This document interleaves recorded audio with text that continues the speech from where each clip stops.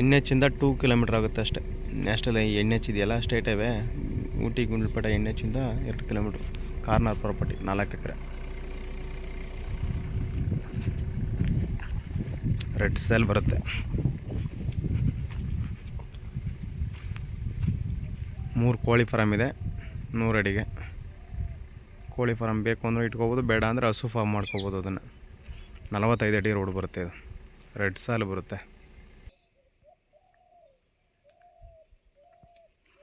ನೋಡಿ, ರೆಡ್ ಸಾಲ್ ಬರುತ್ತೆ. ಸುತ್ತ ಫೆನ್ಸಿಂಗ್ ಆಗಿದೆ. ಒಂದು ವಾಸ ಮಾಡೋಕ್ಕೆ ಲೇಬರ್ ಸೆಡ್ ಇದೆ, ಪ್ಲಸ್ಸು ಅವ್ರು ಬೇರೆ ಇರೋಕ್ಕೆ ಬೇರೆ 2 ಮನೆ ಇದೆ. ತುಂಬ ರೋಡ್ ಬಿಡುತ್ತೆ ನೋಡಿ, ಎಷ್ಟಾಗಿದೆ ಇದೆ. ಆ ಕೊನೆಯಿಂದ ಈ ಕೊನೆ ಒಂದು 500 ಅಡಿ ಮೇಲೆ ಬರುತ್ತೆ ರೋಡ್ ಬಿಡುತ್ತೆ.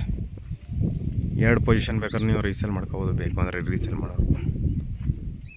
ಒಳ್ಳೆ ವಾಟರ್ ಸೋರ್ಸ್ ಇದೆ, ಒಳ್ಳೆ ನೀರಿದೆ. ಈ ಕಡೆ ಒಂದು ರೋಡ್ ಬರುತ್ತೆ, ಈ ಕಡೆ ಒಂದು ರೋಡ್ ಬರುತ್ತೆ. ಆ ಕಡೆಯಿಂದ ಇಲ್ಲಿವರೆಗೂ ಇದು ಒಂದು ರೋಡ್ ಬರುತ್ತೆ. ಇದು 45 ಅಡಿ ರೋಡ್ ಬರುತ್ತೆ. ಎಂಟ್ರೆನ್ಸ್ ನೋಡಿ, ಇದೊಂದು ರೂಮು.